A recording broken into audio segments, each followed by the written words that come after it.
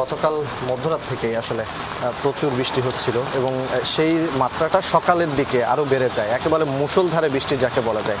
এবং সেই বৃষ্টির প্রভাবে চট্টগ্রামের বেশিরভাগ নিম্নাঞ্চল একেবারে পানির নিচে তলিয়ে গেছে। হালিশহর, আগ্রাবাদ, সিডিএ, মুরাদপুর, ২ নম্বর গেট, কাতালগঞ্জ, বহদ্দারহাট, এই সকল এলাকা যেগুলো নিচু এলাকা আছে। 100% কপার কন্ডেন্সারে তৈরি ভিশন ফ্রিজ, তাই গুণে মানে অটুট থাকে বছরের পর বছর। সেগুলো একেবারে পানির নিচে তলিয়ে গেছে এবং সবচেয়ে অবাক করা বিষয় হলো যে সকল উঁচু জায়গাগুলো আছে চট্টগ্রামের, উঁচু যে সকল স্থানগুলো আছে সেখানেও কিন্তু প্রচুর একেবারে বৃষ্টি হয়েছে এবং যার ফলে আমরা সেখানেও কিন্তু বৃষ্টির পানি জমতে দেখেছি, মানে জলাবদ্ধতার যে ঘটনা সেটা দেখেছি। আর সড়কে যানবাহন যেগুলো চলছে, কয়েকটা রিক্সা এবং দু একটা সিএনজি ছাড়া আর কোনো গাড়ি আমরা তেমন চলতে দেখছি না।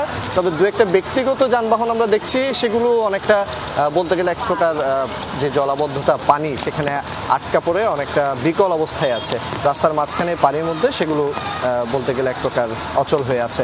আর সাধারণ মানুষের যে ভোগান্তির কথা আমি বলতে চাচ্ছি সেটা হচ্ছে, সাধারণ মানুষ প্রতিবারই যখন জলাবদ্ধতা হয়, যখন বর্ষার সময় আসে, সেই সময় ভোগান্তিটা একেবারে চরমেই চলে যায়। আজকে যে বৃষ্টি, যে জলাবদ্ধতা, তার কারণে ভোগান্তিটা অনেকাংশেই বেড়েছে। কারণ আজকে বলতে গেলে অন্যান্য সময়ের তুলনায় যে জলাবদ্ধতার পরিমাণ সেটা অনেকটাই বেশি।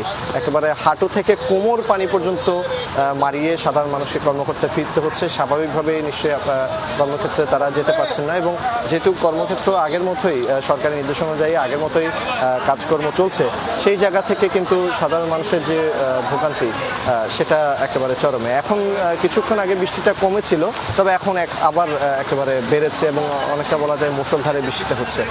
খেটে খাওয়া অনেক মানুষ যারা বেরিয়েছেন তারাও ঠিক বলছেন যে এই বৃষ্টির মধ্যে তারাও ঠিকমতো যানবাহন চালাতে পারছেন না, গাড়ি ঘোড়া চালাতে পারছেন না।